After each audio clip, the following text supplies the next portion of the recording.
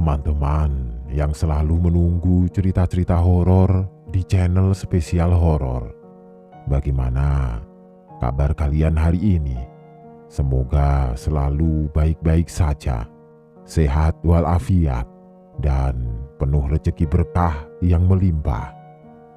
Kali ini sebuah cerita horor dari akun Twitter emak @desiprayugo1 yang bercerita tentang kisah horor desa boneka beruang akan Mimin bawakan buat kalian semua. Semoga bisa menemani waktu sendiri kalian. Semoga bisa menghibur kalian. Semoga.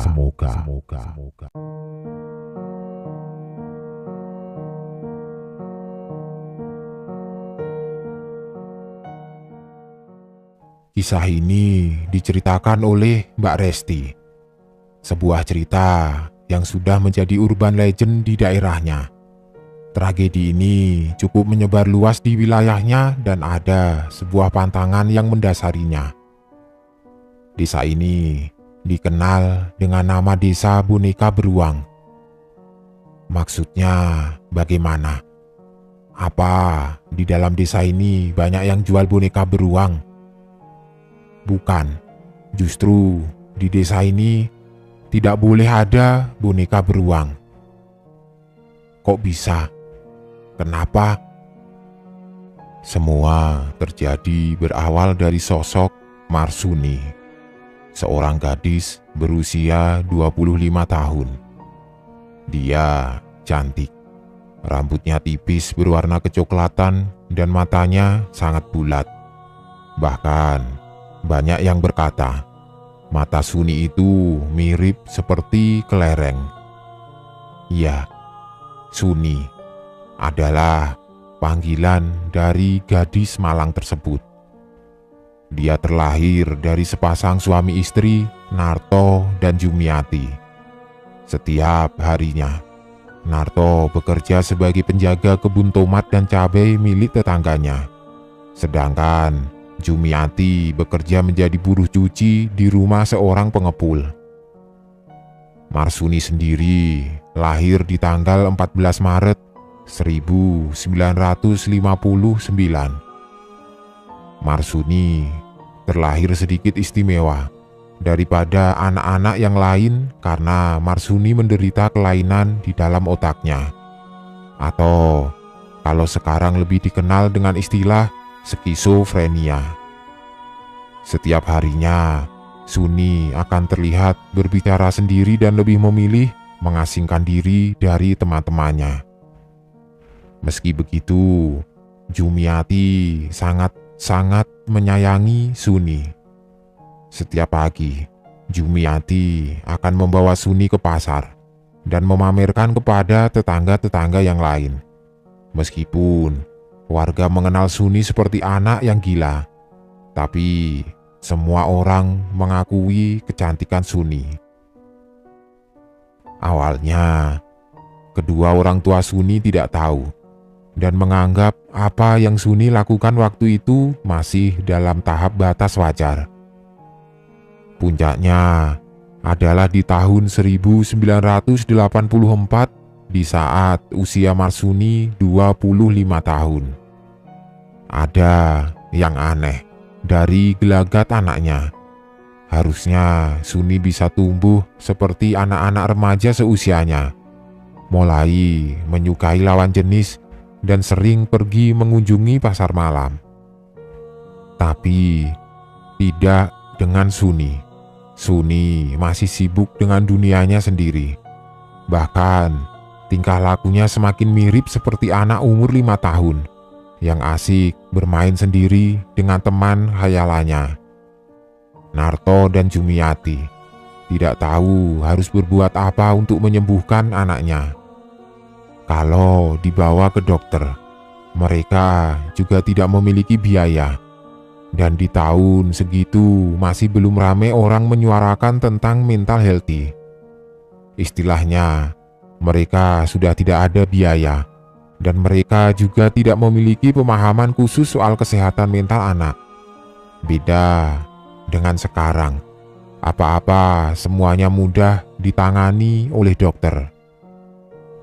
Ditambah mereka hidup di area pedesaan, yang mana orang-orang malah lebih sering menyebut anaknya sebagai orang gila. Tapi hal tersebut tidak menyurutkan kasih sayang Narto dan Jumiati kepada Suni. Setiap harinya mereka merawat Suni. Selayaknya anak usia 5 tahun, makan minta disuapin, tidur minta ditidurin, dan mandi juga minta dimandiin. Suni yang saat itu usianya sudah 25 tahun, masih belum bisa makan pakai sendok.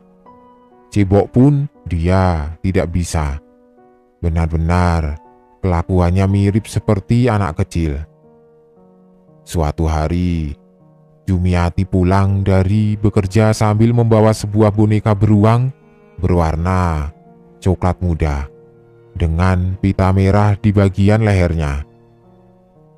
Boneka tersebut Jumiati dapat dari tempatnya bekerja.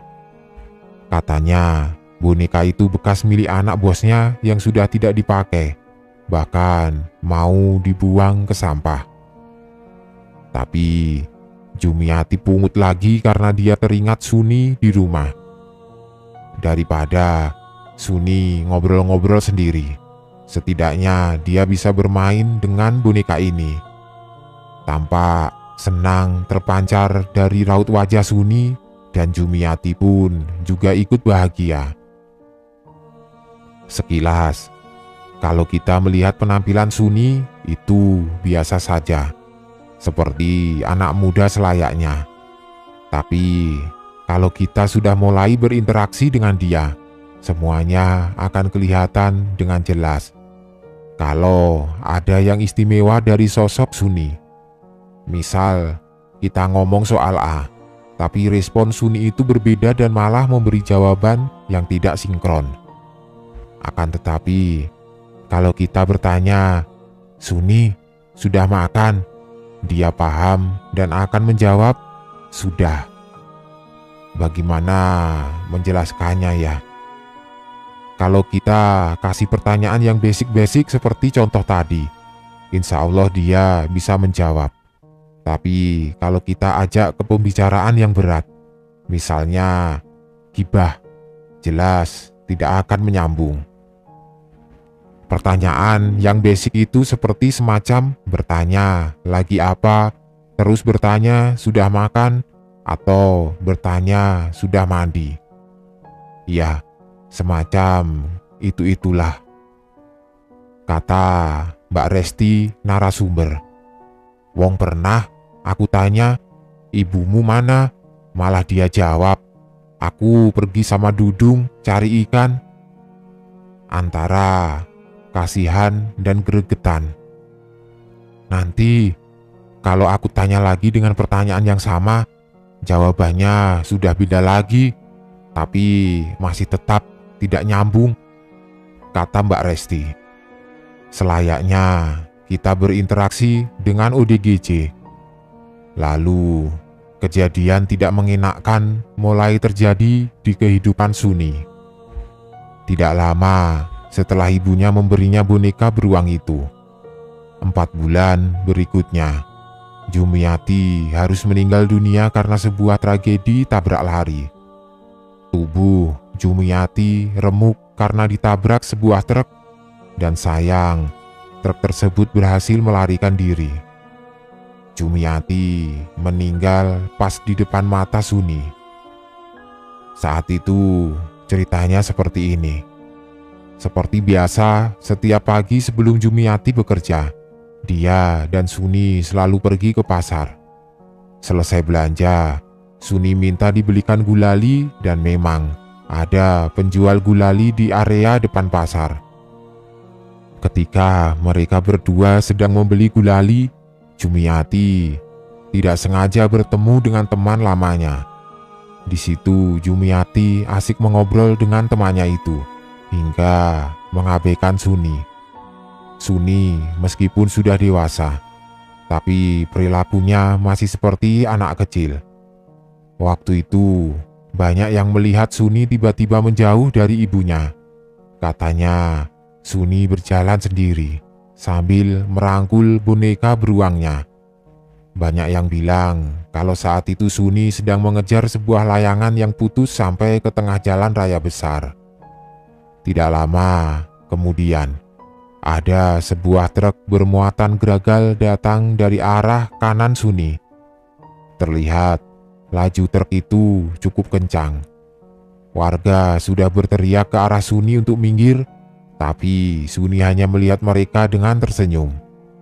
Jumiati yang mendengar itu langsung menoleh ke arah suara keramaian.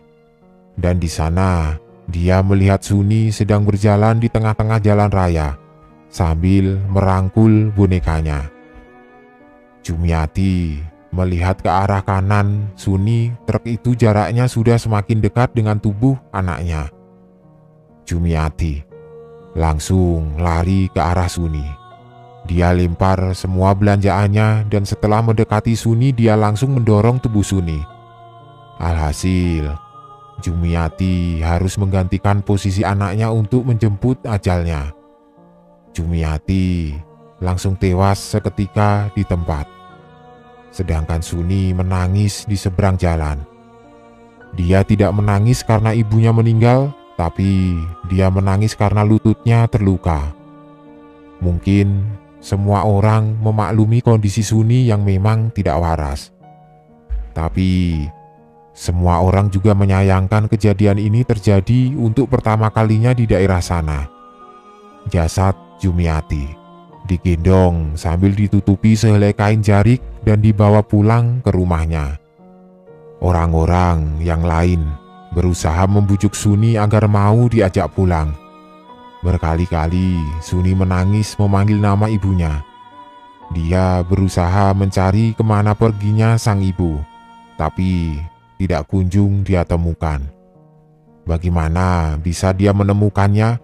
Karena ibunya sudah dibawa pulang ke rumah dengan kondisi tidak bernyawa.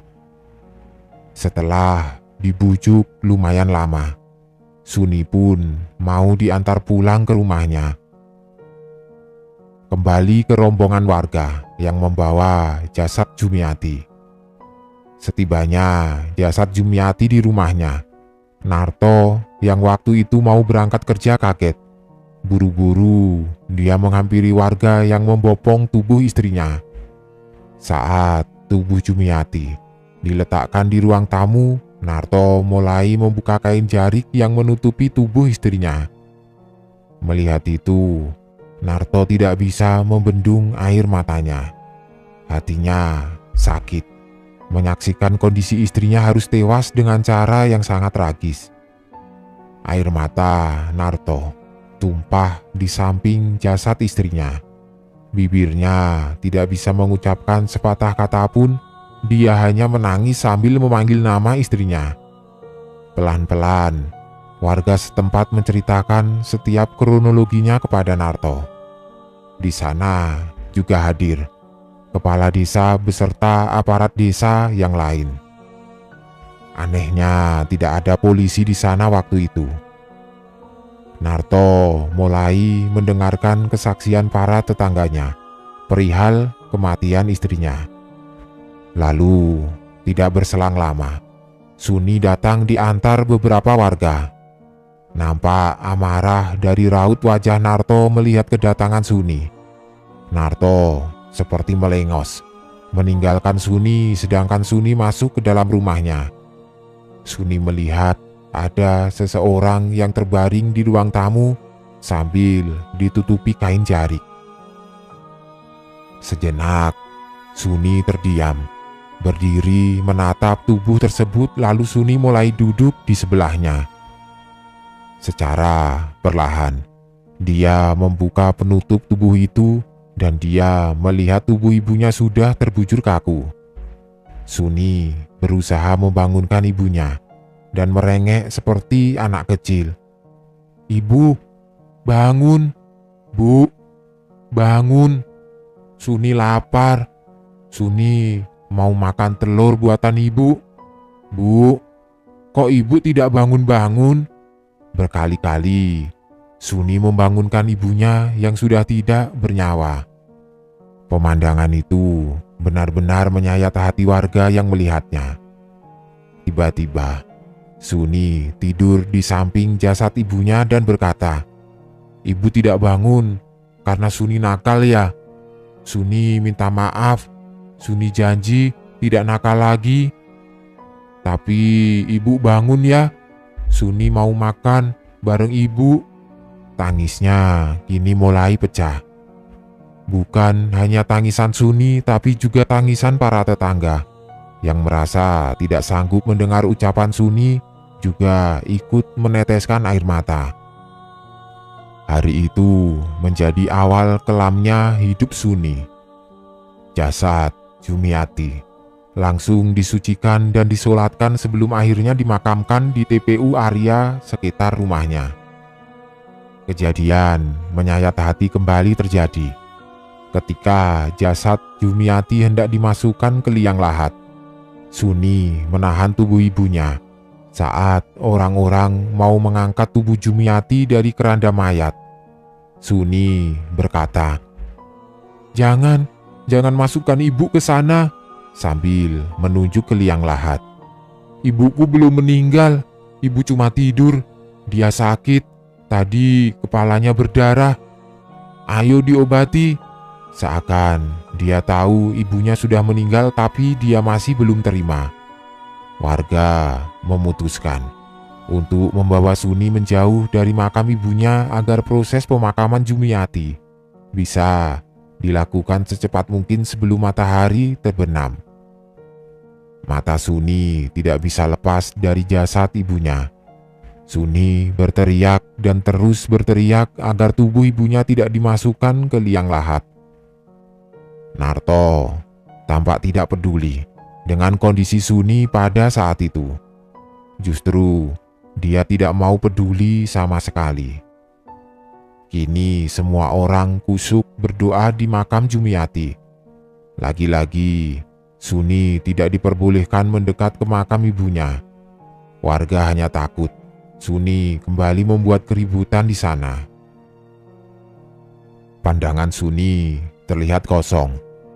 Dia masih menatap makam ibunya sambil merangkul boneka beruang pemberian sang ibu. Hingga acara di pemakaman pun selesai. Sebagian warga mulai meninggalkan TPU satu persatu, termasuk Narto.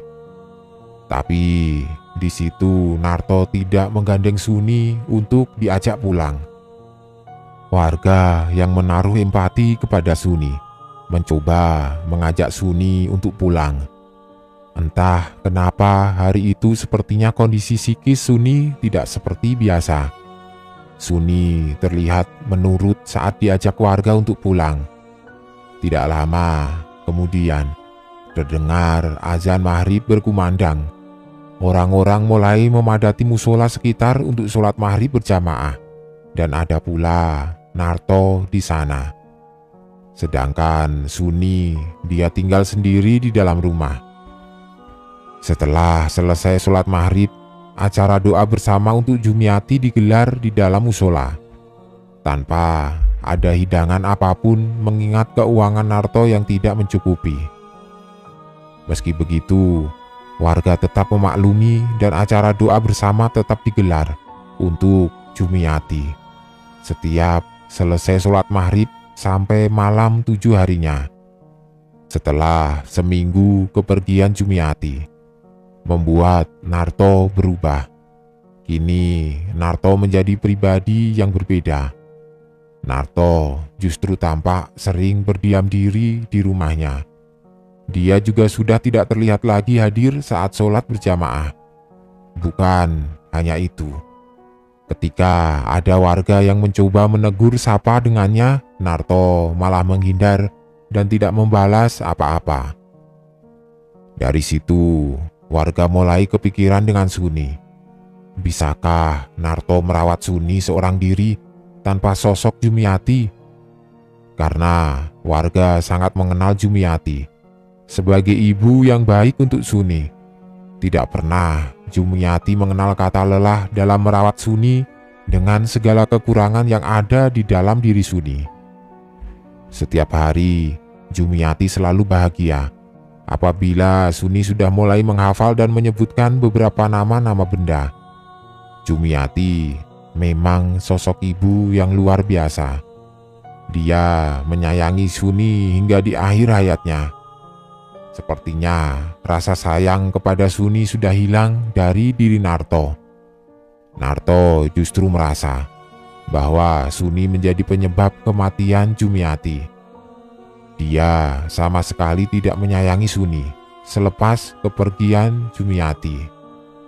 Dia sama sekali tidak menyayangi Suni selepas kepergian Jumiati. Narto justru merasa bahwa Suni menjadi penyebab kematian Jumiati. Dia sama sekali tidak menyayangi Suni selepas kepergian Jumiati. Jika warga bertanya kabarnya Suni, Narto selalu menjawab, "Aku sudah tidak peduli dengan anak pembawa sial itu." Begitulah respon Narto yang membuat warga geleng-geleng kepala. Padahal Suni adalah anak kandungnya darah dagingnya. Tidak ada suami manapun yang mau kehilangan istrinya. Tapi tidak sepantasnya seorang anak disalahkan atas kematian ibunya. Apalagi anak tersebut kondisinya seperti Suni. Suni masih butuh sosok orang tua yang mampu mensupport dia dan menyayangi dia dengan segala keterbelakangannya. Suni bukan pembawa sial. Bahkan jika Suni boleh bersuara, dia juga tidak mau kehilangan ibunya. Setiap hari Suni menangis mencari ibunya. Perkembangan Suni semakin lama menjadi memprihatinkan. Memang benar, sepertinya Narto sudah tidak peduli dengan Suni. Nyatanya Suni seperti tidak terawat. Setiap harinya dia masih mengenakan baju yang sama. Tubuhnya kurus sekali dan seperti orang yang tidak mandi berhari-hari. Sampai warga pun berbondong-bondong memikirkan cara agar bisa berinteraksi dengan Suni. Agar mereka bisa merawat Suni. Tidak sepantasnya Suni diperlakukan seperti ini. Bukan bapaknya yang peduli kepada dirinya, melainkan tetangga sekitar rumahnya yang menaruh empati kepadanya. Tapi jika ada warga meminta Suni untuk tinggal bersama mereka, Suni selalu menjawab, "Aku di rumah saja, nunggu ibu pulang." Orang mana yang tidak tersentuh hatinya mendengar pernyataan dari Suni tadi. Hati Narto benar-benar sudah seperti batu, atau bisa jadi dia sudah tidak menganggap Suni sebagai anaknya. Narto benar-benar sudah kelewatan. Sampai suatu hari, ada seorang warga yang baru pulang dari sawah melihat Suni menangis di depan rumah sambil membawa piring plastik kosong di tangannya. Suni terlihat menangis di luar pintu rumahnya sambil sesekali menggebrak-gebrak pintu. "Pak, Suni lapar. Suni mau makan, Pak. Suni masuk ya, Pak. Buka pintunya, Pak. Kalau Suni ada salah, maafkan Suni, Pak. Suni makan sama ikan asin saja nggak apa-apa kok, Pak." Kurang lebih seperti itu rengekan Suni kepada bapaknya dari luar pintu. "Ini ayam ya? Enak ya ayamnya? Aku nambah lagi boleh?" Itulah ucapan Suni ketika makan di rumah warga saat itu. Suni tampak bahagia sekali. Awalnya warga yang takut berinteraksi dengannya, kini pelan-pelan warga justru malah dekat dengan Suni. Semenjak kejadian itu, warga setiap harinya bergantian mengajak Suni untuk makan di rumah mereka. Tapi ketika warga kembali mencoba mengajak Suni untuk pindah ke salah satu rumah warga, jawaban Suni masih sama. "Aku di rumah saja, nunggu ibu pulang. Aku kangen sama ibu." Meski warga sudah mulai membuka diri untuk Suni, tapi Narto masih terlihat dengan sikap dinginnya kepada Suni. Pernah Suni tidak sengaja berpapasan dengan Narto di jalan. Suni, yang memang pada dasarnya sifatnya masih seperti anak kecil, jelas kegirangan. "Pak, Pak," sambil berlari ke arah Narto. "Aku sudah bisa nulis, Pak. Aku nulis angka 1 sampai 5. Aku sekarang pinter ya, Pak. Bapak nanti sayang lagi kan sama aku," teriak Suni. Narto dari kejauhan malah mengumpat, "Anak pembawa sial, jauh-jauh dariku. Nanti aku sial seperti ibumu," sembari berjalan menjauhi Suni. Suni tidak paham dengan ucapan bapaknya. Dia hanya berdiri sambil memeluk beruangnya dan memegang kertas hasil tulisannya. Dari belakang, Bu Rom, orang yang telah mengajarkan Suni menulis, mencoba mengalihkan pandangan Suni dari bapaknya. Di situ, Bu Rom menangis melihat Suni diperlakukan seperti itu oleh bapak kandungnya sendiri. Tapi Suni hebat. Suni masih tersenyum dan seolah tidak mempedulikan sikap buruk bapaknya. Dalam hati, Bu Rom membatin, "Syukur nak, kamu tidak paham dengan tindakan bapakmu," sambil menggandeng Suni kembali ke kelas belajar di desa itu. Usia Suni 25 tahun, tapi dia masih baru mulai belajar menulis bersama anak-anak usia 5-6 tahun di desa. Anak-anak kecil yang sekelas dengan Suni menertawakan dia, tapi Suni malah bahagia. Suni bahagia ketika dihina juga bukan atas kemauannya, tapi karena kondisi fisiknya yang tidak memahami situasi dirinya saat itu. Beruntung, tetangga-tetangganya sudah mulai merangkul Suni satu persatu. Tapi ada satu kejadian yang mungkin itu menjadi terakhir kalinya warga sekitar melihat wajah Suni. Waktu itu, desa sudah diguyur hujan sejak pukul 4 sore, membuat warga memilih untuk berdiam diri di rumah berkumpul bersama keluarga kecil mereka masing-masing. Hujan masih terus mengguyur desa tersebut hingga jam 10 malam. Dan setelah hujan berhenti, ada seorang warga yang tidak sengaja melewati depan rumah Narto. Bapak ini namanya Pak Juli. Waktu itu Pak Juli baru pulang dari kota habis menyetorkan hasil panen kebunnya ke salah satu penjual sayur mayur di kota. Pas pulang, Pak Juli ini melewati rumah Narto dan di sana beliau melihat ada sosok Suni duduk jongkok di depan rumahnya basah kuyup. Terlihat Suni malam itu sangat kedinginan. Wajah dan bibirnya tampak sangat pucat. Seluruh badan Suni gemetaran hebat. Pak Juli waktu itu berniat menghampiri Suni dan mau membawanya ke rumah beliau. Begitu beliau mau melangkah, tiba-tiba Narto keluar dari dalam rumah. Pak Juli tidak berani mendekat dan bersembunyi di balik semak-semak depan rumah Narto. Terlihat wajah Narto sangat marah. Dia menggeret tangan Suni untuk masuk ke dalam rumah. Sebelum Suni masuk ke dalam, sebenarnya dia juga menyadari kehadiran Pak Juli di sana. Dan Pak Juli bersaksi kalau mulut Suni seperti berbicara sesuatu ke arahnya. Kalau Pak Juli tidak salah lihat, Suni waktu itu mengucapkan kalimat "tolong" sebelum akhirnya dia digeret masuk. Beruntung, keberadaan Pak Juli tidak disadari Narto. Bisa-bisa dia dihajar oleh Narto. Pak Juli yang khawatir dengan kondisi Suni malam itu langsung pergi ke rumah Bapak Samsul. Pak Samsul sendiri adalah seseorang yang menjabat sebagai RT waktu itu. Di rumah Pak Samsul, Pak Juli langsung mengutarakan semua yang beliau lihat. Beliau juga bersaksi kalau Narto menarik tubuh Suni seperti penuh dendam dan amarah.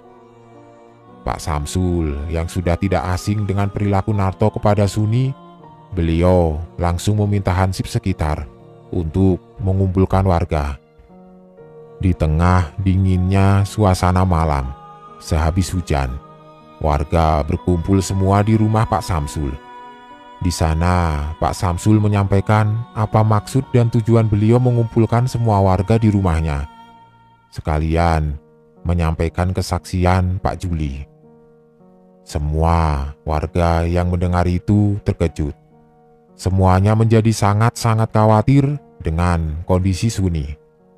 Akhirnya, Pak Samsul mengajak warganya berbondong-bondong ke rumah Narto.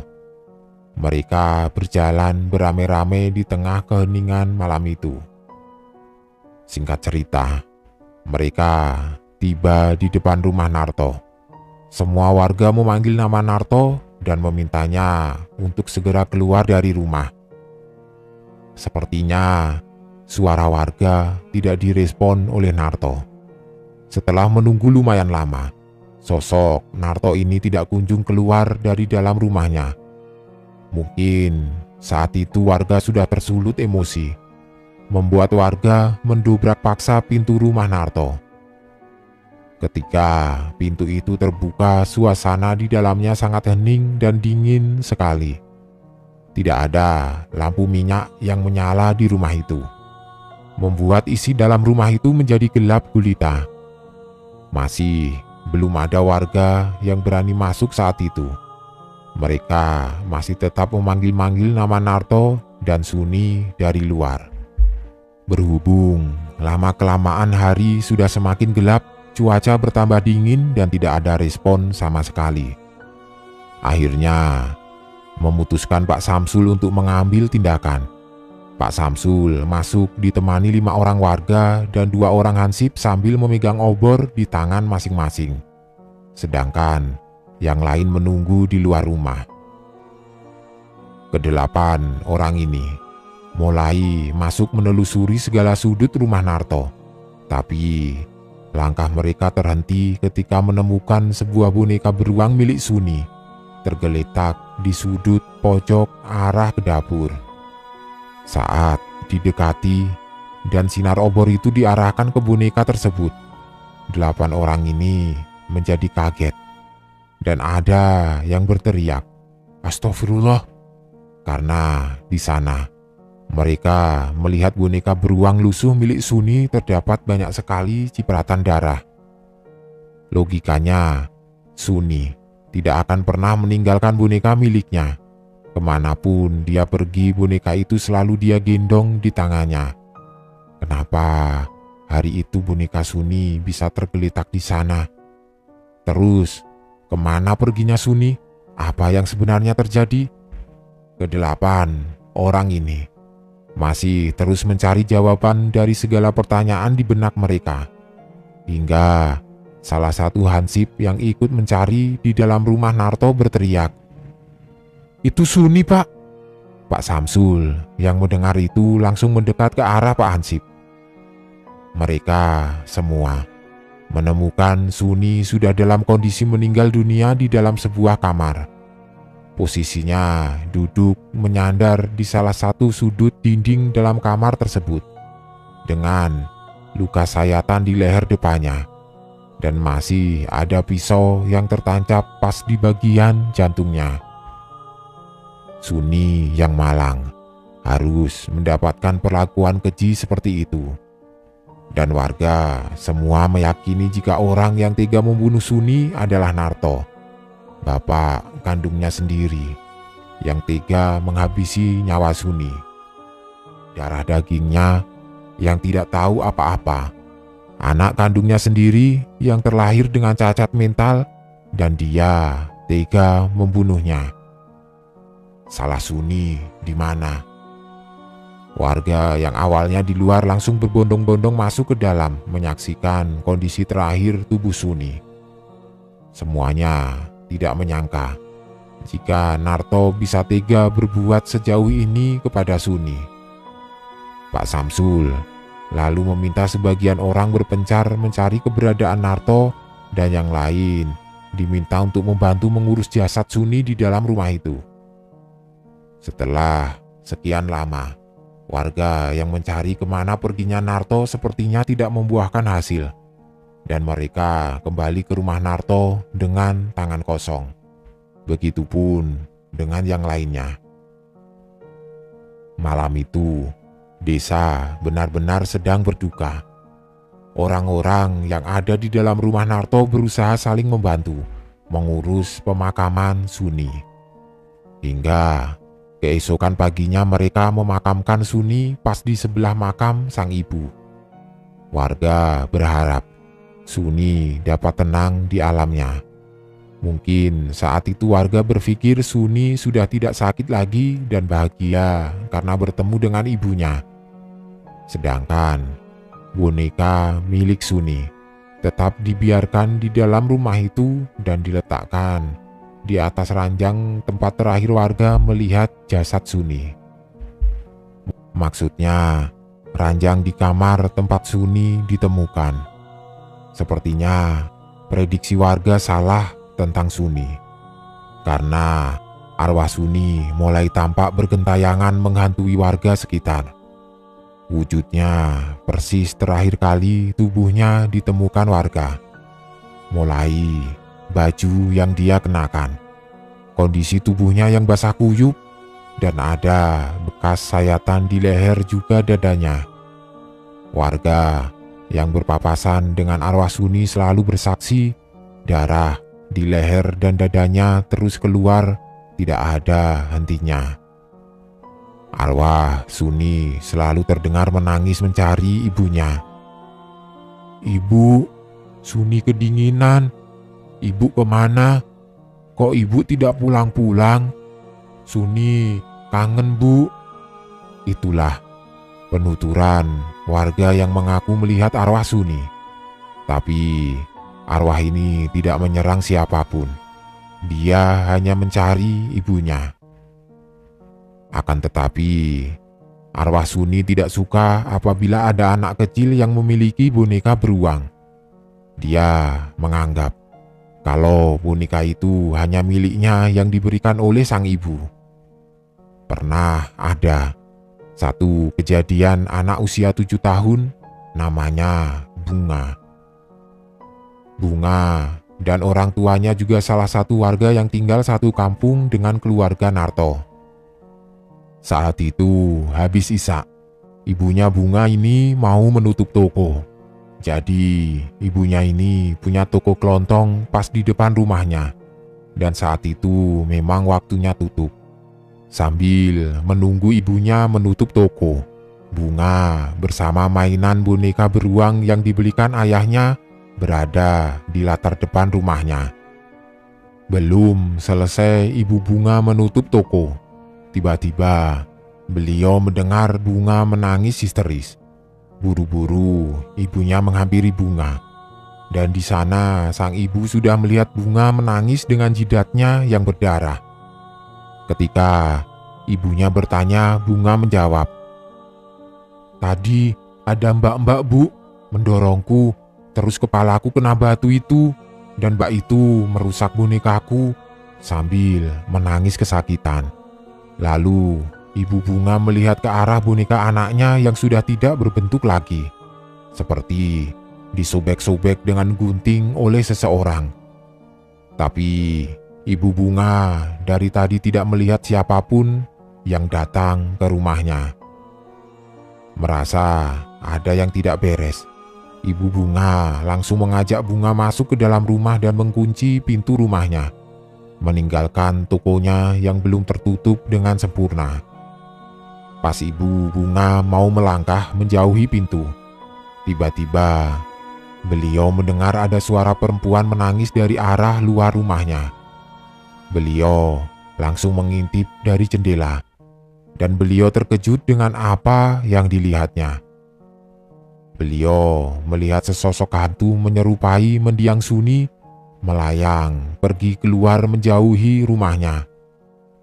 Seketika bulu kuduknya merinding sebadan badan. Keesokan paginya, beliau langsung bercerita ke ibu-ibu yang belanja di warungnya. Ternyata bukan hanya beliau, tapi juga ada ibu-ibu lain yang mengalami kejadian serupa. di mana ibu-ibu ini mengaku didatangi sosok hantu yang mirip sekali wujudnya dengan Suni, pas di jam 12 malam. Waktu itu, ibu ini terbangun karena mendengar suara teriakan anaknya dari dalam kamarnya. Dia langsung berlari ke kamar anaknya. Tapi kamar anaknya terkunci padahal kamar anaknya tidak pernah diberi kunci. Lantas, kenapa bisa tiba-tiba terkunci? Dari luar, dia masih mendengar anaknya menangis berteriak-teriak. Karena khawatir, dia langsung membangunkan suaminya. Setelah suaminya bangun, mereka berdua kembali ke kamar anaknya. Sang suami berusaha mendobrak pintu itu sekuat tenaga. Hingga akhirnya pintu kamar itu terbuka dengan sendirinya. Mereka berdua melihat dengan jelas di depan mata mereka ada arwah perempuan melayang keluar dan sempat menatap wajah suami istri ini. Disitulah mereka melihat kalau wajah itu mirip sekali dengan wajah Suni. Hantu itu pun melayang keluar rumah sambil membawa boneka beruang milik anak mereka yang bentukannya sudah tidak beraturan. Mereka bersaksi kalau saat itu kamar anaknya sangat berantakan. Tubuh anak mereka ada lebam di mana-mana.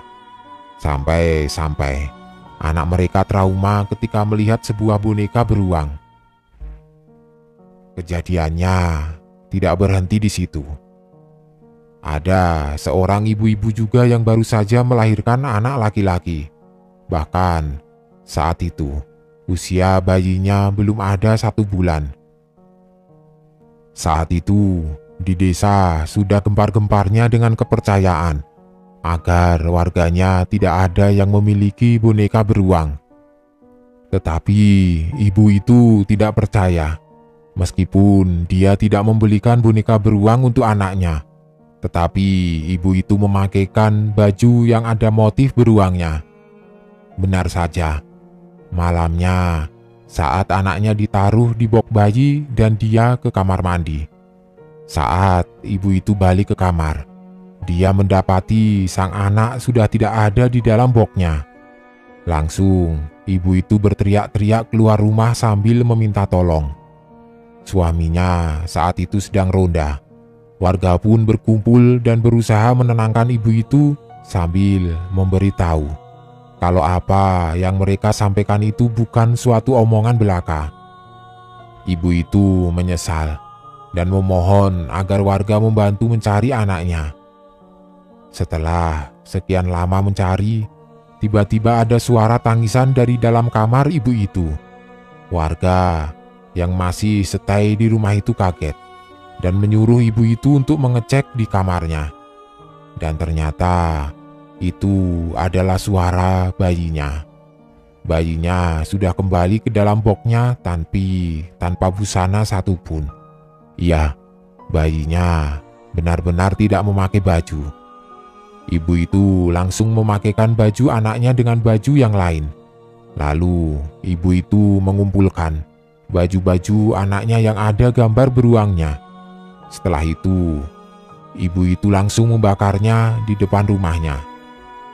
Warga-warga yang mencari juga kembali berkumpul di rumah ibu ini. Beruntung bayinya tidak apa-apa. Hanya ada seperti 3 goresan kuku di dadanya. Kata Mbak Resti, goresannya masih ada di tubuh anak itu sampai sekarang. Umurnya sekarang sudah 28 tahun. Selesai kejadian itu, Pak Samsul yang masih menjabat di tahun itu meminta semua warga agar membawa segala benda milik mereka yang ada bentuk boneka beruangnya. Benda-benda itu nantinya akan dibakar di depan rumah Narto sebagai pertanda kalau tidak ada lagi warga yang berani berurusan dengan Suni.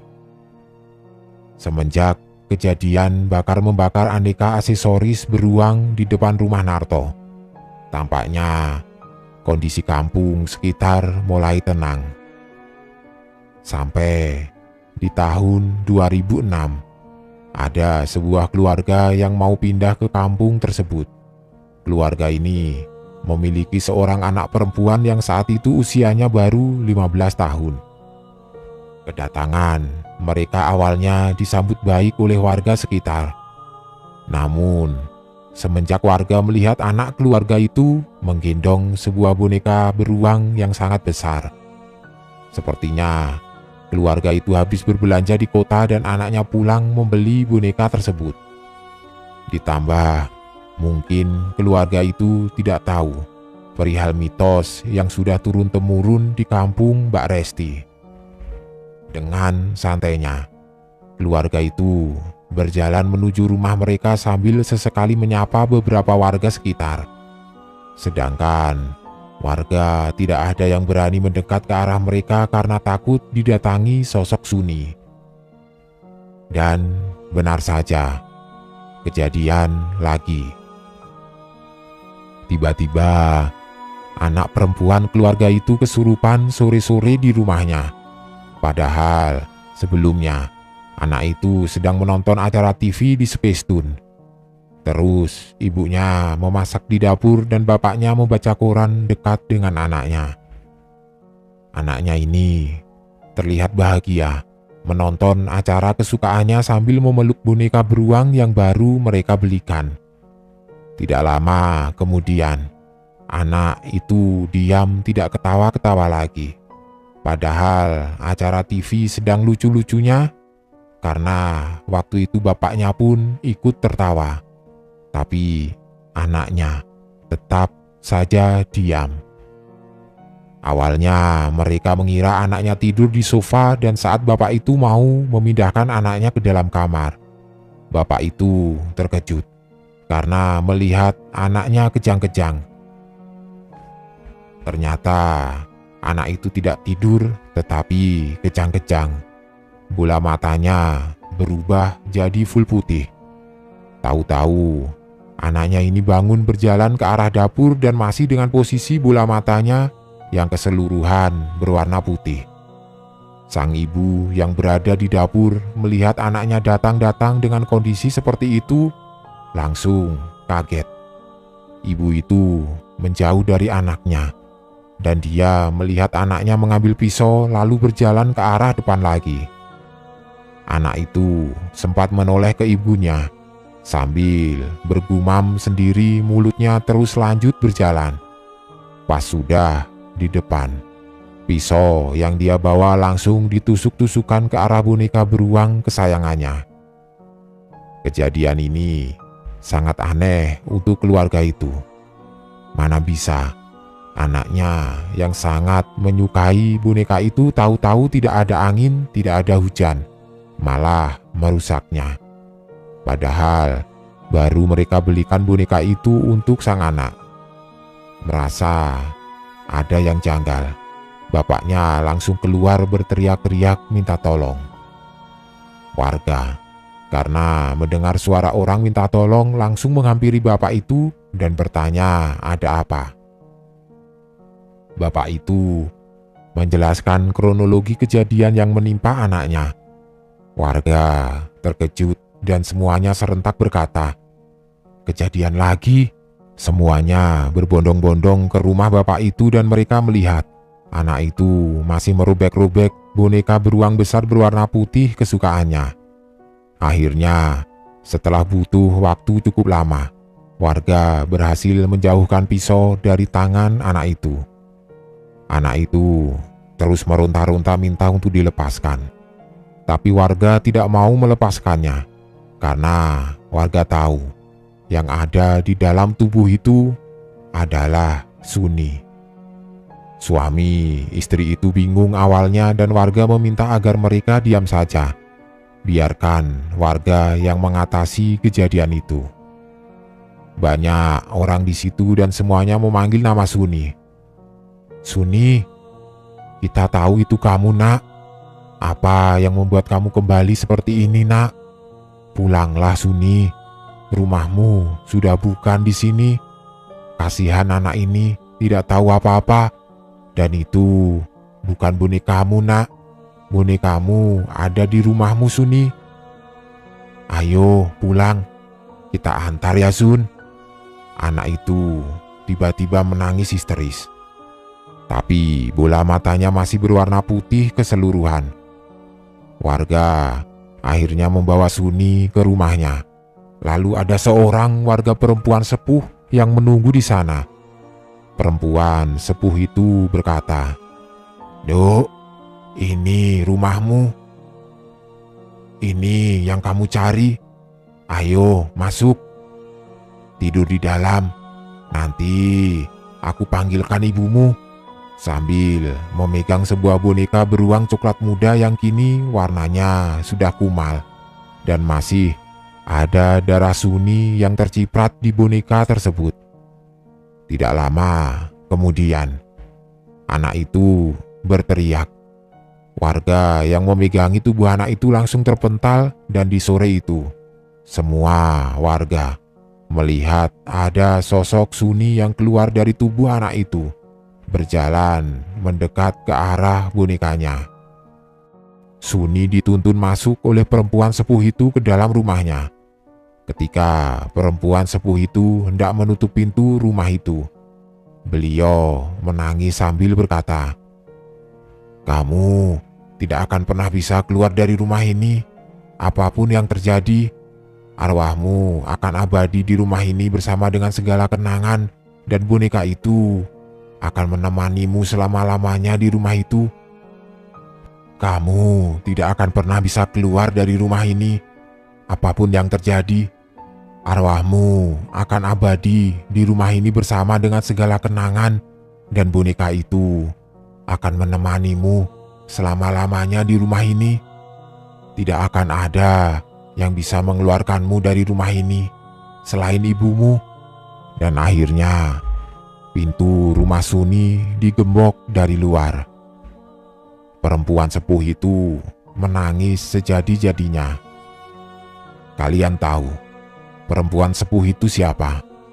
Perempuan sepuh itu adalah Bu Rom, gurunya Suni, karena hanya beliau yang selama ini bisa mendekatkan diri dengan Suni.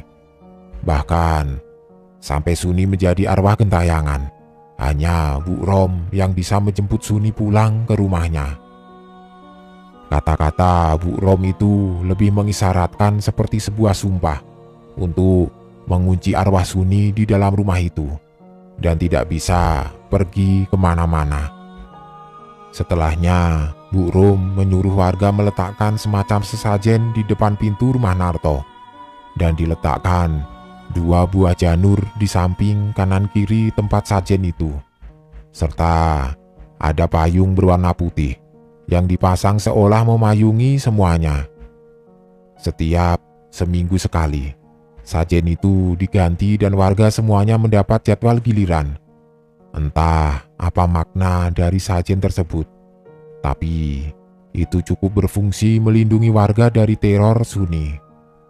Lalu, anak yang kesurupan kembali sadar dan dibawa pulang ke rumahnya. Benar-benar tidak ada lagi warga sekitar yang memiliki aksesoris apapun berbentuk beruang. Tidak ada warga yang berani membantah larangan tersebut. Sampai saat ini aturan tersebut masih berlaku. Tapi Bu Rom sudah meninggal dunia di tahun 2011 karena beliau sudah sepuh sekali.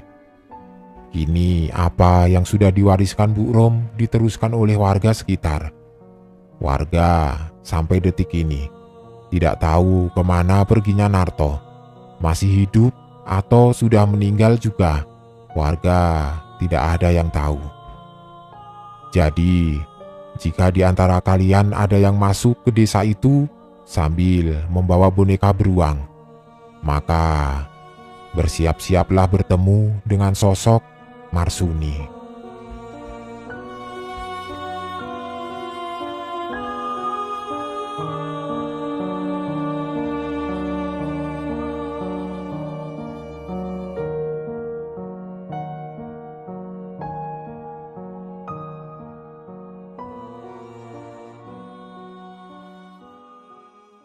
Teman-teman, penikmat cerita-cerita horor di channel spesial horor dimanapun kalian berada, di Indonesia maupun di luar Indonesia. Salam sehat dan sukses selalu buat kita semua. Jumpa lagi bersama Mimin yang kali ini akan membawakan sebuah cerita horor berjudul Digondol dari akun Twitter @sankaraanggita. Berkisah tentang pengalaman horor diculik sosok tidak kasat mata. Sudah penasaran? Baiklah, langsung saja selamat menyimak dan semoga terhibur selalu. Salam horor.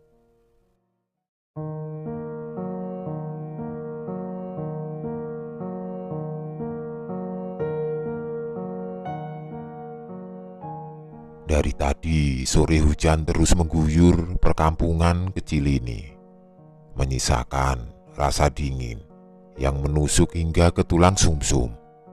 Kalau hujan begini, banyak memori masa kecil yang menyeruak keluar ingin aku ceritakan.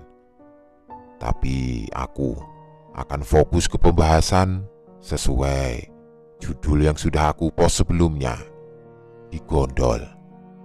Walaupun kalau hujan-hujan begini akan sulit untuk fokus karena biasanya mereka dengan menyebalkannya akan tanpa izin meneduh di dalam rumah. Apakah di tempat kalian juga hujan? Jika ya, aku yakin mereka juga sedang berteduh di situ. Mungkin saja di ruang tamu, di kamar, atau bahkan kini sedang berdiri menumpang di sampingmu sambil penasaran dengan apa yang kalian dengarkan. Pesanku, biarkan saja. Baiklah, kisah ini terjadi bertahun-tahun silam. Aku bahkan tidak mengingat siapa dan bagaimana ceritanya, jika bukan karena kemarin Mbah Dok kembali membahas kisah ini. Kisah ini sempat membuat geger orang-orang di kampungku. Kampung yang sejak dulunya sudah dikenal wingit. Kampung yang saat itu masih jarang berdiri rumah-rumah warga.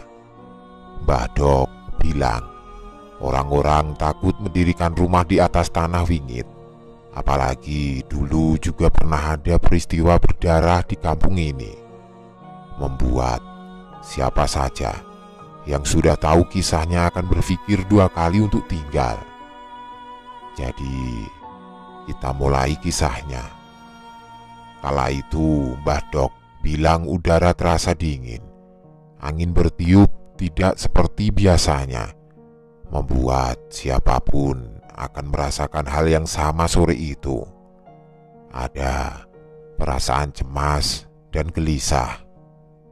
Ayo, buruan masuk. Sudah petang, tidak baik main di luar. Ayo, teriak Mbah Dok menginstruksi dari ambang pintu, membuat gadis lugu yang sedang bermain dengan teman sebayanya segera bergegas masuk. Gadis yang paham betul arti nangilok dari Mbah Dok. Jadi, gadis itu menurut dan memilih segera berlari masuk ke rumah dengan kedua tangannya yang menenteng batang daun ketela mainannya. Mbah Dok yang melihat anak-anaknya sudah masuk ke rumah, kembali mengecek ke kanan dan ke kiri sebelum pada akhirnya menutup rapat-rapat pintu rumahnya. Mbah Dok juga tidak lupa menutup seluruh jendela serta menurunkan gorden kain yang sebelumnya ia tali ke atas. Entah kenapa, Mbah Dok merasa cemas sore itu. Mbah Nang belum terlihat pulang dari sawah, membuatnya sendirian menjadi satu-satunya orang dewasa di rumah itu. Ditambah lagi, suasana saat itu yang berbeda dari biasanya, menimbulkan rasa tidak nyaman sore itu. Tiba-tiba, ada sebuah suara dari luar. Suara seseorang yang mengetuk pintu dengan tempo pelan. Lalu makin lama makin cepat temponya. Mbah Dok yang yakin itu bukan Mbah Nang menyuruh semua anaknya untuk tetap diam. dengan cara menempelkan telunjuknya di bibir. Sepenuturan Mbah Dok, jika saja kita bersuara atau menjawab atau bahkan membukakan pintu kepada makhluk itu, makhluk yang mengetuk pintu dengan cara aneh, sama halnya kita mempersilahkan makhluk itu bertamu atau masuk ke rumah. Konsekuensinya, kita tidak boleh atau tidak bisa mengusirnya. Lalu, bisa saja kita digondol atau dibawa pergi, dibuat linglung atau berita paling buruknya meninggal dunia. Mbah Dok menunggu beberapa saat hingga akhirnya suara ketukan itu menghilang. Saat itu Mbah Dok sangat takut. Jujur, dia bukan orang yang sepemberani Mbah Nang, karena Mbah Dok tidak memiliki penjaga sekuat suaminya, Mbah Nang, dan tidak memiliki ilmu apapun. Rasa was-was dan tegang saat itu terus berlangsung, sampai akhirnya ada suara ketukan lumayan kuat dengan diiringi panggilan nama. "Buka, Bu, ini aku, Prayit." Itu suara Mbah Nang. Jadi Mbah Dok dengan yakin segera membuka pintu dengan cepat. "Syukur, alhamdulillah Pak, kamu sudah pulang," kata Mbah Dok, tidak bisa menyembunyikan kekhawatirannya sembari kembali menutup pintu. "Ada apa sih, Bu? Kok kamu seperti ketakutan begitu?" ujar Mbah Nang yang sedang menuangkan air putih ke dalam gelas. "Tidak tahu Pak, udaranya dingin dari tadi sore, beda, tidak seperti biasanya. Juga tadi ada yang mengetuk pintu entah siapa. Aku takut." "Hah? Tapi kamu tidak bukakan pintu kan, Bu?" teriak Mbah Nang memastikan langkah yang diambil Mbah Dok. "Ya tidak toh Pak, aku ingat pesanmu, jangan bukakan pintu jika tidak ada salamnya." "Tapi Pak, itu apa?" tanya Mbah Dok yang tidak ditimpali Mbah Nang yang malah memilih segera ke kamarnya.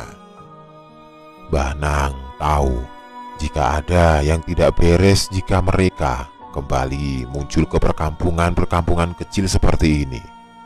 Jadi beliau mencari wangsit agar tahu apa yang sebenarnya terjadi. Saat itu Mbah Nang jadi teringat dengan kejadian beberapa tahun sebelumnya lagi, ketika untuk pertama kalinya makhluk itu membuat geger kampung ini. Waktu dimana saat itu Mbah Nang pada akhirnya untuk pertama kalinya juga harus menghadapi dan menangani kejadian di Gondol. Saat itu ada seorang anak laki-laki umurnya 6 tahunan. Dia sangat ingin buang air. Padahal saat itu bisa dikatakan sudah sangat malam untuk pergi ke kalen, sebutan untuk saluran irigasi kecil.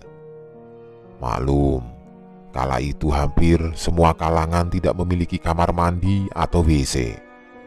Jadi, mau tidak mau, siapa saja dan kapan saja waktunya, jika ingin buang air dia harus pergi ke kalen yang letaknya berada di ujung kampung. Di bawah rimbunnya pohon bambu dan pohon sepatu dia. Tidak terkecuali anak itu. Malam itu dengan cahaya minim dari petromak, dia dituntun bapaknya menuju ke kalen yang sangat gelap gulita untuk segera menuntaskan hajatnya. Suara pohon-pohon bambu yang bergoyang dan bergesekan satu sama lain menghasilkan suasana mencekam malam itu. Belum lagi malam itu terdengar suara gesekan daun-daun rimbun yang tertiup angin, diselingi kicauan burung uncuing yang membuat bulu kuduk berdiri. Tapi itu tidak mengurungkan niat, sebut saja Pak Naryo, untuk mengantar anak laki-lakinya buang air. Dia tidak tahu bahwa dari belakang sebuah makhluk tengah mengintai mereka. Sebuah makhluk yang sepersekian detik setelahnya berhasil nyawut atau mengambil paksa anak Pak Naryo untuk dibawanya pergi. Tolong, tolong, ya Allah, tolong, Duh Gusti, teriak Pak Naryo putus asa. Kakinya lunglai tatkala sadar bahwa baru saja anaknya digondol. Kata Mbah Nang, malam itu juga Pak Naryo dengan dibantu beberapa warga yang berbekal obor segera mencari anaknya ke segala sudut kampung. Tapi sayangnya hasilnya nihil. Sampai akhirnya dia mengingat Mbah Nang. Sepenuturan beliau Pak Naryo datang ke dalemipun atau rumah Mbah Nang dengan tergopoh-gopoh pagi harinya. Wajahnya masih pucat menyiratkan kepanikan luar biasa. Sebenarnya Mbah Nang sudah mendengar kabar mengenai anak Pak Naryo yang digondol malam itu. Tapi Mbah Nang yang baru saja lelaku tirakat memilih mencari tahu lebih dahulu apa dan siapa yang akan dia hadapi nantinya.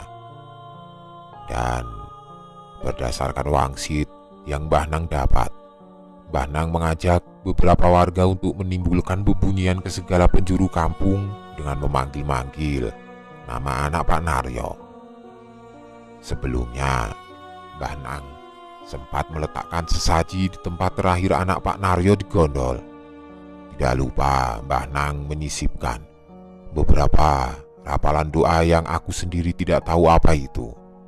Karena Mbah Dok hanya sebatas memberitahuku bahwa Mbah Nang melakukan ritual kejawen untuk menemukan anak Pak Naryo di Kalen, pojok kidul perkampungan.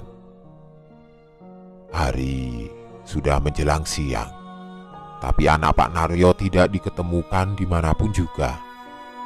Istri Pak Naryo, Bu Darsi, terus menangis menanti kepulangan anak laki-laki satu-satunya itu. Sampai pada akhirnya Mbah Nang tanpa banyak suara naik ke atas pohon nangka di dekat sumur tua di daerah rumah Pak Naryo. Perlahan beliau turun dengan menggendong seorang anak laki-laki kecil, anak Pak Naryo. Semua orang yang melihat langsung mengucapkan alhamdulillah dengan perasaan tidak percaya. Bagaimana tidak? Sudah sejak malam semua orang mencari ke seluruh sudut kampung dan anak itu tidak ada. Posisi terakhir sebelum digondol pun itu berada di ujung kampung, di mana itu lumayan jauh dari rumah Pak Naryo. Bagaimana mungkin anak itu bisa ditemukan di atas pohon nangka dekat rumah Pak Naryo? Pohon nangka yang buahnya sangat banyak dan sudah tua, membuat siapa saja termasuk Mbah Nang yang baru saja naik akan menggogrokkan buah itu dari pohonnya ke tanah. Karena buahnya yang sudah benar-benar matang. Anakmu wis ketemu Nar, ojo kelalen gawe kenduri syukuran, tetunggo marang Gusti, kata Mbah Nang yang menyerahkan anak manis itu kembali ke pelukan ibu bapaknya. Bu Darsi yang melihat anaknya kembali tidak henti-hentinya menguraikan air matanya. Ia terus memeluk erat dan menciumi wajah anak kesayangannya itu. Ya Tuhan, Nak, jangan hilang lagi ya Nak tampan. Bu Darsi tidak bisa lagi membendung rasa harunya. Dia terus berterima kasih kepada Mbah Nang dan semua warga yang turut membantunya. Tapi siapa sangka setelah itu kejadian gondol ini masih terus terjadi. Mbah Dok pernah bercerita bahwa Mbah Nang pernah mengobrol dengan yang bau rekso di daerah kampungku. Dari penjelasannya, makhluk itu memang sangat suka mengambil anak kecil, orang yang suka melamun, sedih, putus asa, atau bahkan orang-orang yang kurang ajar atau biing. Wujudnya reyap-reyap tidak jelas wajahnya, entah itu laki-laki atau perempuan, tapi dia tidak sendirian. Aku sendiri belum pernah melihatnya, dan semoga saja tidak akan pernah dipertemukan dengan makhluk seperti itu. Mbah Nang bilang kukunya panjang Tangannya keriput, ia seperti mengenakan jubah yang menjuntai-juntai layaknya siap melilit siapa saja. Dia sangat suka menunduk. Jika itu bertemu denganmu, kemungkinan kamu akan gila, linglung, dan naasnya meninggal dunia. Beruntung, anak Pak Naryo saat itu masih kecil dan masih tergolong suci. Jadi dia tidak sampai mengalami hal yang cukup serius. Karena hal itu terjadi pada seorang pria berusia kurang lebih 20 tahunan waktu itu. Dia adalah seorang pemuda yang terbilang bijing. Jika diberitahu, orang tua selalu mengeyel dan sangat bandel. Namanya Anggoro. Pernah dia mengamuk minta dibelikan motor, yang notabene saat itu masih tergolong sangat sulit untuk dijangkau orang-orang biasa di kampungku. Bahkan orang-orang kaya di kampungku pun masih jarang yang memiliki motor pribadi. Anggoro mengamuk tidak terkontrol. Dia melempar semua bekakas di rumahnya dan terus mengumpat kepada kedua orang tuanya yang sudah sepuh saat itu. Bahkan tangannya itu dengan lancang mendorong ibunya hingga terjungkal di pelataran rumahnya.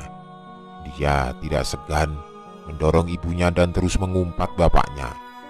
Bahkan dia sempat meludah di depan kedua orang tuanya yang sudah terang-terangan menitikkan air matanya. Sore itu, setelah puas mengumpat, Anggoro keluar pergi dari rumah entah kemana. Padahal sebentar lagi petang, dan di daerah tempat tinggalku saat itu masih jarang listrik. Jadi jalanan sangat gelap jika malam sudah datang. Pak Trimo membantu Bu Sundari berdiri dari tanah. Dia menuntun istrinya untuk segera masuk rumah karena sebentar lagi malam sudah datang. Pula gerimis sudah mulai turun ke permukaan bumi. "Walah, anak kurang ajar. Akan menemui apa kamu ini, nak?" Gumam Pak Trimo yang sangat sakit hati dengan perlakuan anaknya. Di sisi lain, Anggoro sangat emosi karena bapak dan ibunya tidak menuruti kemauannya. Dia sangat jengkel karena merasa bahwa keinginannya bisa saja dikabulkan jika bapak dan ibunya mau menjual sepetak sawah milik keluarganya. Dia terus berjalan menjauh dari rumah. Dia tidak tahu akan pergi kemana, tapi emosi menuntunnya menjauh hingga ke ujung kidul kampung. Hari mulai gelap, membuatnya tidak bertemu dengan salah seorang pun di jalan. Sampai sadar-sadar, ia sudah di bawah pohon sepatu dia yang daunnya sangat rimbun. Sialan, kenapa juga aku berjalan sampai sini? Umpat Anggoro yang telah sadar. Dia berada di ujung kampung yang jauh dari pemukiman warga. Sialan, umpat Anggoro kesal, yang kemudian berniat kembali ke jalan yang semula ia tapaki. Dia berjalan lebih cepat karena sebentar lagi pasti sudah sangat gelap. Jalanan akan tidak tampak jika tanpa obor. Di pertengahan jalan, hari sudah benar-benar gelap. Ditambah hujan yang mengguyur kampung kecil itu menambah Anggoro harus berjalan pelan-pelan agar tidak salah jalan atau malah jatuh. Dia terus geremet, berjalan perlahan, takut bila mana kesialan akan bertambah. Lumayan lama Anggoro ngeremet di tengah derasnya hujan. Dari kejauhan dia mulai melihat cahaya dari sentir lampu zaman dulu yang memakai bahan bakar minyak tanah. Dia yakin itu rumahnya, karena secara geografis posisi rumahnya berada di pojok dibanding rumah-rumah warga lain. Dia memicingkan matanya di tengah guyuran hujan. Lumayan sulit berjalan di bawah terjangan air hujan dan malam gelap tanpa lampu. Sampai sebuah suara berat mengagetkannya. Suara yang tidak memanggilnya tidak juga berkata apa-apa, hanya deheman yang mirip dengan gerangan. "Ah, Bapak, ngageti saja loh," kata Anggoro, yang merasa kaget karena si pemilik suara langsung menggandengnya ke depan menggunakan payung hitam. Anggoro menapaki jalanan yang sedikit demi sedikit berubah menjadi lumpur karena jalanan masih tanah saat itu. Dia terus mengikuti bapaknya yang menggandengnya tanpa suara. "Tumben, Bapak tidak keluar suaranya. Apa masih marah karena tadi?" gumam Anggoro dalam hati yang kemudian kembali mengacuhkan perasaan anehnya. Karena yang penting, dia akan segera sampai ke rumah. Sampai akhirnya dia merasa sudah sampai di rumah. Sosok bapak itu menyuruh Anggoro duduk dan segera makan makanan di depannya, karena sudah dimasakkan komplit oleh ibunya. Aneh, padahal tadi ibu dan bapak menangis seperti sakit hati oleh perlakuanku. Tapi kenapa malah sampai repot memasak begitu banyak hidangan untukku? Itu yang sempat terpikirkan di benak Anggoro. Tapi lagi-lagi ia mengacuhkannya dan memilih mandi lebih dahulu sebelum akhirnya menyantap makanan di atas meja. Dia berpikir, jika mungkin saja ibu dan bapak akhirnya merasa bersalah, kemudian membuatkan begitu banyak masakan untuk meminta maaf kepadanya. Baru saja Anggoro berniat kembelik, sebutan kamar mandi umum di kampungku. Tiba-tiba tangannya dipegang erat oleh ibunya. Kepalanya menggeleng menandakannya agar mengurungkan niatnya. Anggoro didekap oleh sosok ibunya itu. Lalu ia sama sekali tidak ingat apa yang terjadi berikutnya. Yang ia ingat, ia kemudian mendengar sayup-sayup kelotekan warga. Suara gaduh yang ditimbulkan dari berbagai macam alat rumah tangga. Setelah kejadian itu, sepenuturan narasumber Anggoro menjadi linglung. Dia sangat pendiam dan sering menyendiri. Tatapannya selalu kosong, lalu tiba-tiba seketika berubah sangat ketakutan. Dan itu terjadi terus-menerus. Hingga tepat 40 hari setelah kejadian, Anggoro dinyatakan kehilangan penglihatannya.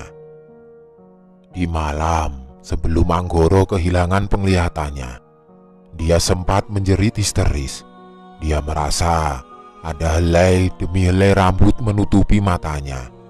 Matanya perih tertusuk helaian rambut yang entah dari mana terus masuk ke matanya tanpa henti sampai semua pandangannya benar-benar gelap.